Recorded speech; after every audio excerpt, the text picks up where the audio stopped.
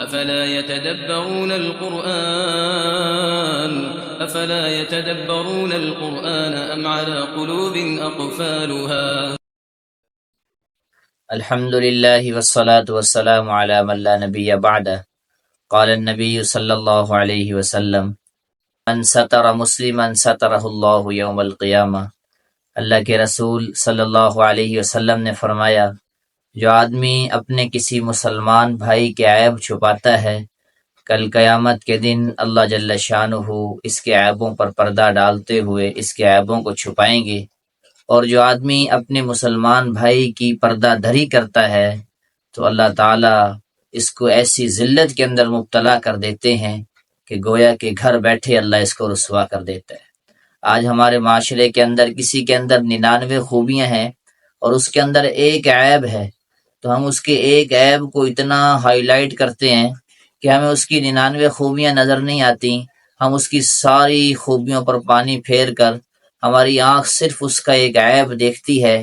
یقین جانے اللہ نے 2 آنکھیں دی ہیں، ایک آنکھ دی ہے اپنا عیب دیکھنے کے لیے، دوسری آنکھ دی ہے اپنے بھائی کی خوبیاں دیکھنے کے لیے. حضرت عبداللہ بن مسعود رضی اللہ عنہ کے پاس ایک شخص آیا اور آ کر عرض کیا کہ حضرت آپ فلاں بندے سے محبت نہ کیا کریں. فرمایا کیوں محبت نہ کیا کریں؟ کہ آپ کو پتہ ہے وہ آدمی شراب پیتا ہے. تو حضرت عبداللہ بن مسعود رضی اللہ عنہ نے بڑا پیارا جواب دیا. فرمایا کہ اگر اس کے اندر ایک عیب ہے تو اس کے اندر خوبیاں بھی تو کتنی ہیں کہ اس ایک عیب کی بنا پر اس سے محبت کرنا چھوڑ دیں. تو دین کا یہ مزاج نہیں ہے کہ کسی کے اندر ایک عیب ہے اور اس کے اندر اگر خوبیاں بھی ہیں تو ہم اس کی خوبیوں سے مبرہ ہو کر نظریں چرا کر اس کے عیبوں کو اتنا ہائی لائٹ کریں کہ اس کو معاشرے کے اندر ہم شرمندہ کر دیں. نہ جانے کون راتوں کی تنہائی میں کتنا اللہ کے سامنے رونے دھونے والا ہو، اللہ سے اپنا معاملہ درست کرنے والا ہو. حدیث پاک میں آتا ہے کل بنی آدم خطاؤن.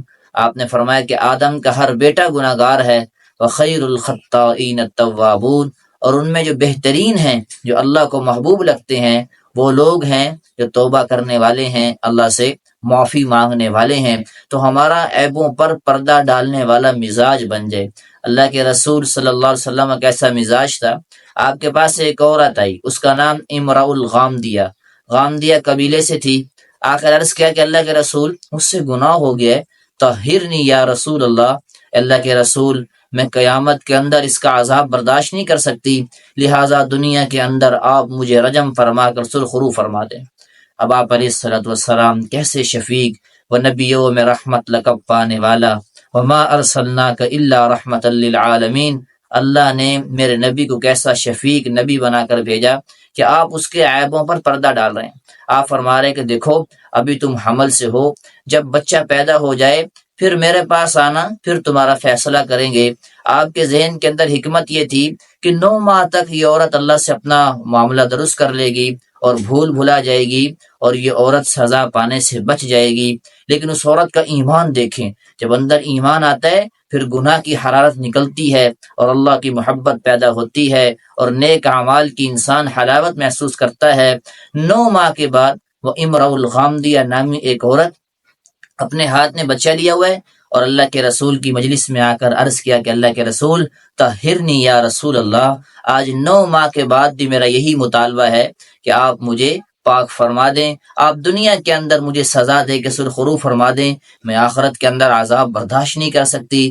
اب اللہ نے میرے نبی کو کیسا شفیق بنایا. آپ پھر اس کے عیبوں پر پردہ ڈال رہے ہیں اور آپ کہہ رہے ہیں کہ اچھا ابھی ایسا کرو، بچہ چھوٹا ہے، یہ دودھ پیتا ہے، تو جب یہ بچہ دودھ پینا چھوڑ دے اور روٹی کھانا شروع کر دے اس وقت میرے پاس آنا، پھر میں تمہیں رجم لگاؤں گا، تمہیں پاک کر دوں گا. ابھی بچہ چھوٹا ہے لہٰذا بچے کا خیال کرو.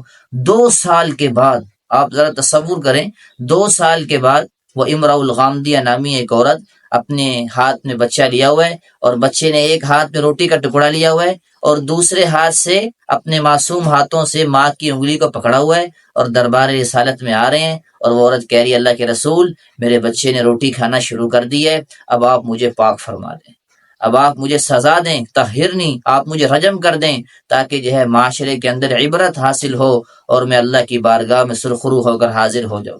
اب آپ علیہ الصلوۃ والسلام نے نہ چاہتے ہوئے اعلان کیا۔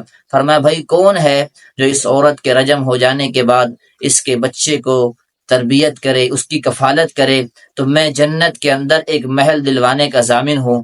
تو اللہ کے رسول صلی اللہ علیہ وسلم کے کہنے پر ایک انصاری صحابی کھڑے ہوئے، عرض کہ اللہ کے رسول میں اس ناجائز طریقے سے پیدا ہونے والے بچے کی تربیت کرنے کے لیے تیار ہوں، اپنے بچوں کی طرح سے پالوں گا پوسوں گا۔ حضور نے مسکراتے ہوئے فرمایا پھر تمہیں مبارک ہو، جنت کے اندر محل دلوانے کا میں تمہارا ضامن ہوں۔ اس کے بعد اس عورت کو جب رجم کیا گیا، اس کے بدن سے خون کے چھینٹے اٹھے۔ حضرت خالد بن ولید رضی اللہ عنہ کپڑوں پر جا کر پڑے تو انہوں نے تھوڑی سی کراہت محسوس کی اور کہا کہ پہلے گناہ کر لیتی ہیں پھر آتی ہیں، یا رسول اللہ میں پاک فرما دیں، یہ کیا طریقہ ہوا؟ حضور نے یہ الفاظ سن لیے، آپ نے فرمایا خالد لا تقل ہاکذا، اس عورت کے بارے میں ایسا نہ کہو، اللہ کی قسم میں دیکھ رہا ہوں جس درد کے ساتھ اس عورت نے توبہ کی ہے، اس کی توبہ کرنے کی بنا پر اگر اس کی توبہ کو پورے مدینہ کے اندر لوگوں پر تقسیم کر دیا جائے تو فرمایا ساروں کی بخشش ہو جائے۔ یہ ہے توبہ کی برکات۔ اس لیے کسی کے اندر کوئی عیب دیکھیں اس کو ہائی لائٹ نہ کریں۔ ہمارے معاشرے کے اندر لڑکوں سے کوئی گناہ ہو جائے اور جی کوئی بات نہیں، چھوار ہے، لڑکی سے کوئی غلطی ہو جائے تو اس کو اتنا ہائی لائٹ کیا جاتا ہے کہ اس بیچاری کو اس قدر جو ہے وہ ٹارچر کیا جاتا ہے اور اس عیب کا نشانہ بنایا جاتا ہے کہ وہ معاشرے کے اندر ایک حقیر سی چیز بن کر رہ جاتی ہے۔ لہذا اس موقع پر عیبوں کو چھپایا جائے۔ اور یہ بات صرف یہیں تک نہیں ہے، ہم لوگ عام آدمیوں پر تو گفتگو کرتے ہیں، ان کے عیب دری کرتے ہیں، عیب نکالتے ہیں۔ آج ہم لوگ علماء پر بھی طعن و تشنیع کرتے ہیں۔ حدیث میں آتا ہے کہ جو آدمی علماء کرام کو حقیر سمجھے فرمایا وہ منافق ہی ہو سکتا ہے، نہ کہ مسلمان۔ اس لیے ہم لوگ کوشش کریں کہ اپنی آنکھوں میں حیا کا سرما لگائیں، اپنی نظروں کو وسعت بخشیں، اپنے دل و دماغ کے اندر دوسرے کی احترام پیدا کریں اور اس کے عیبوں پر پردہ ڈالنے والا مزاج بنائیں۔ انشاءاللہ ہم اپنے بھائی کے عیبوں پر پردہ ڈالیں گے۔ کل قیامت کے دن جب ہمارے گناہوں کے انبار لگے ہوں گے، رجسٹر کھلے ہوئے ہوں گے، تو اللہ تعالیٰ اکیلے بلا کر کہیں گے کہ تو میرے بندوں کے عیبوں پر پردہ ڈالتا تھا، یہ ستاری کی صفت تو میری ہے لیکن تو اس پر عمل کرتا تھا، آج میں نے بھی تیری مغفرت فرما کر تجھے معاف کر دیا۔